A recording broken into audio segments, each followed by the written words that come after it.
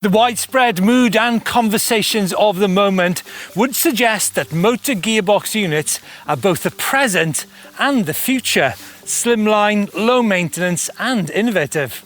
However, the reality is we've been hearing about gearboxes for decades, and actually derailleurs, they've been around for donkey's years, they're steadily being improved on, and they're on most people's bikes, so I don't see the end of that just yet. So what is the current state of play then of gearboxes versus derailleurs? Right, I can see why gearboxes make sense on bikes. You're ditching the cassette and the rear derailleur, stuff that can get broken, put it in the middle of the bike, which is better for handling as well. And with e-bikes, it makes even more sense with these MGUs, motor gearbox units, all the magic in one sealed unit. But is it the future? I'm not 100% convinced by this, Steve. Don, you're saying all the right things there, but you're still a monumental cynic. I mean, look at this bike. It is sleek, it is well packaged, and the weight is more well balanced. I mean, it makes the derailleur system look pretty old-fashioned. Let me introduce you then to my bike, which is the Nikolai Saturn 16. It's got the pinion MGU on there, the motor gearbox unit, as the Don pointed out. This is the E112. In that section of the bike there, you've got the motor, you've got the gearbox, you've got the sensors, and you've got the controllers. Now that is kit, which would otherwise be external on the bike and subject to debris and damage. So linking the motor to the rear wheel is a belt drive. Now that's a Gate carbon drive. It's tough, it's durable, and also links a single chainring on the back, which, as you can see, there's no derailleur, there's no cassette. Now the added bonus of this is the fact that you can get home, you can hose it down, and you don't need to lube the train. In my eyes, that's a win. Now the fine detail of that is a 600% gear ratio, 2 spur gears in there, 85 Newton meters of torque, 600 watts peak power, and one last thing, this bike only needs an oil change after 10,000 kilometers. Right, well, virtually maintenance free, I'm sure that has music to your ears, Steve, and plenty of other people as well. But this isn't exactly old fashioned. On my bike, I've got the SRAM EXO Axis wireless transmission, so electronic gears. That is mounted directly to the frame, so nice and sturdy and strong. This isn't some spindly old rear derailleur that can get bent or trashed. Plus, this is actually repairable if you do damage it. I have the ability to shift under load as well. Some people may pick up that there's a slight delay because of the ramps on the cassette that make that possible, but I don't think that's a big problem at all. I've got a gear ratio range of 520%, 12 speed as well. I've got a Bosch CX motor with 100 Newton meters of torque, 750 watts of peak power. So there are the numbers, but I'm sure more people are interested in how these things compare on the trail. First of all, I didn't mention this is an electronic 12-speed system, and some of the benefits of that is that if you go into pre-select, it means that the bike actually changes gear for you out on the trail. And also, if you come to a stop, you can simply and you can go from first to sixth or any gear you want to, and you can have instant start. But more than that, when you're descending, the bike will select the right gear so that if you come up to a hill, you're ready to go. Jazzy stuff, Steve, but actually there's a lot of those features you can get on some e-bikes with regular derailleurs. Not every bike, but there's free shift, there's auto shift. In practice, I don't like auto shift, I've got to say. For me, it's never been quite fast enough for the ups and downs that I ride. I do like the free shift. With a rear derailleur, you've got to be moving for it to change gear, but you don't have to be pedaling with that system. I do like that, but the biggest question mark for me about gearboxes is their efficiency.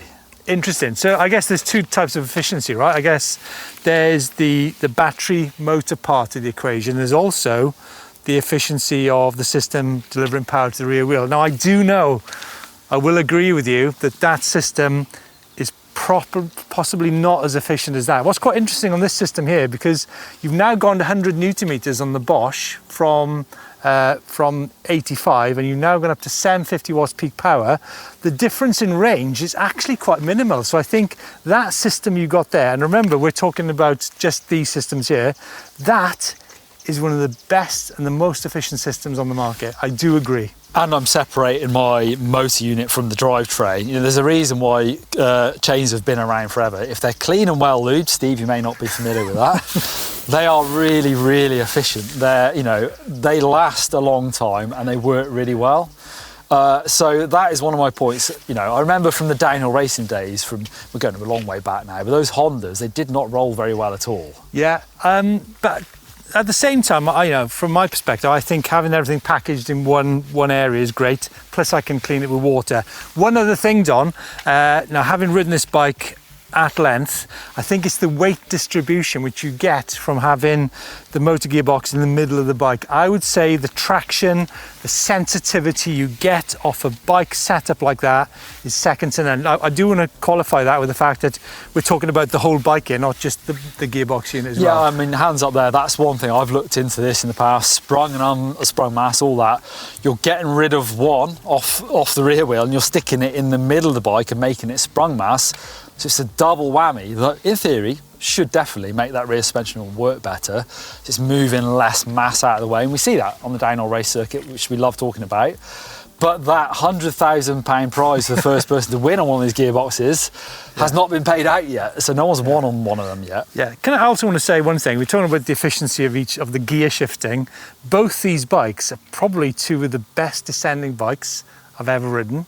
Yeah. So there's lots of merit in that as well. Two things I would like to talk about in terms of durability. The first durability is the fact that I don't have to dodge stumps with this setup here, whereas that, maybe a little bit prone to hits. Definitely is, but I've got to talk from my experiences here, and I have broken one rear mech in years and years, and actually it was one of these, so it was repairable. I didn't throw the thing away, but of course people do whack them into things. So yeah, I have to take it on the chin a little bit, but like I said recently as well, I've had one of these chains last me well over 1,000 kilometers, and it still doesn't need replacing. So yeah. It is hard wearing. Actually, on the subject of hard wearing, I think it's true that MGUs are still unproven territory, and let's just point out as well that this is one system in many, but it's the only one that's actually delivered something that truly does work. But we've talked about SRAM, Shimano Link Glide, yep. One of the most durable chain and derailleurs and cassettes on the market. Good value as well. Good value, around about £100 each. So I think, definitely as a rider who changes their components, there's nothing wrong with that setup, is there? What about weights of bikes? Of course, we're not comparing apples to apples, two completely different bikes. Mine has a lot of carbon fibre on it, but mine is still a fair chunk lighter than your bike, Steve. A fair chunk? I don't reckon they are that much different, to be honest with you.